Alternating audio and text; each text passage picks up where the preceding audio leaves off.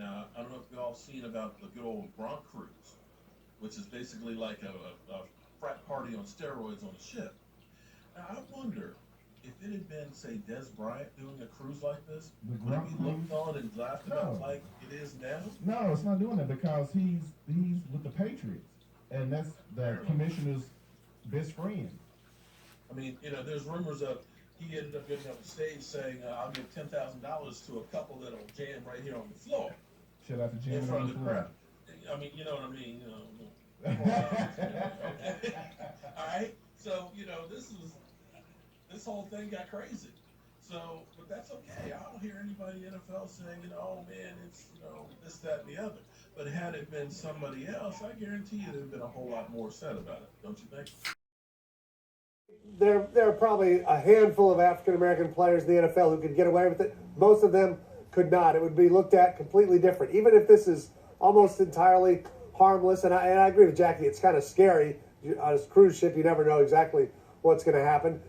But the guy likes to dance around, and he likes to take his shirt off. I don't really understand America's fascination with that. He's a great player. I'm much more interested in knowing about how he did what he did against Denver and tried to win that game than any of this nonsense off the field. But he does get a free pass to some degree. KB. And it's obviously that the racial element fuels this conversation. And yeah, I'm upset at people who want to rush out of this conversation because they have the angst of, why are we still talking about race? Because the double standard and the divide continues to widen. Here's the thing. If you're Cam Newton, I've seen it affect him personally. I've seen his social media page, and the N-word is splattered all across it because he dabs. And then I see Rob Gronkowski when he's rewarded with a cruise, and he goes up to an adult and says, if you have sex with that other adult, you can get paid $10,000 on the spot. And we celebrate that same moment. If you want to talk about the disparity of the infraction, and then you want to talk about the lack of penalty to Rob Gronkowski, obviously race comes to the forefront. It was a 3-day cruise, and Gronkowski and his friends partied like it was 1999. Prince, baby. Charles James II, a DB for the Houston Texans, tweeted, quote, "But if Cam had a cruise ship, never mind," unquote. Giants DB Prince Amukamara responded to James, tweeting, quote, "Or Odell Beckham Jr., laugh out loud," unquote. Wilbon, these players are suggesting a double standard in the coverage of Rob Gronkowski. Do you see it that way? Of course. Of course I see it that way. And I have certainly sat here and been critical of Cam Newton, and particularly what he did moments after the Super Bowl, okay?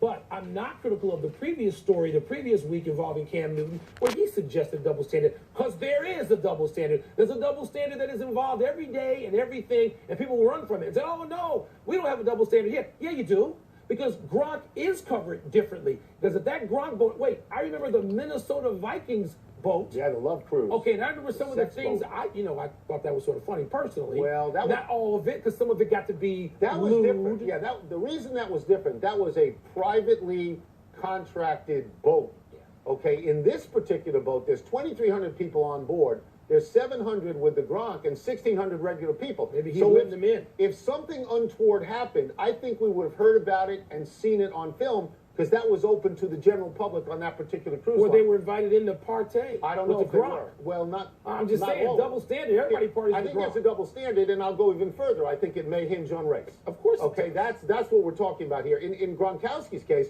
we talked about Steph Curry. Steph Curry has likability. To a certain degree, and he's got a ring. Gronkowski has some likability, he's got a ring, and he appears to be sort of like a shaggy dog. But if I wanted to take that other point of view, and I want to say there's a different standard for black athletes and white athletes, I can feel that on this. I mean, I can. Sure, This is exactly where you see it, because one is treated with a lightheartedness and the other is treated with an edge. What's wrong with those people? I think there's some of that. Happens. But by the way, Cam has a certain appeal now, yes, even with dabbing and all the stuff he does, because more people like that than not. And when he gets a ring, which we think he will, There'll be no criticism.